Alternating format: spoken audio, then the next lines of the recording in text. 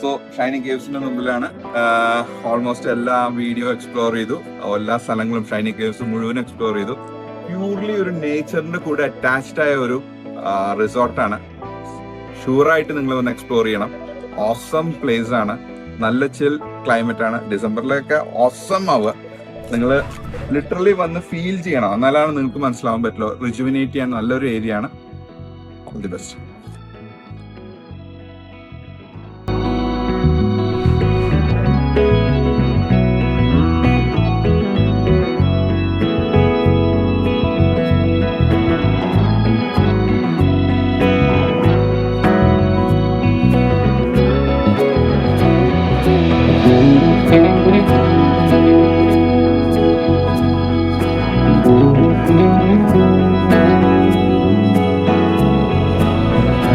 Thank you.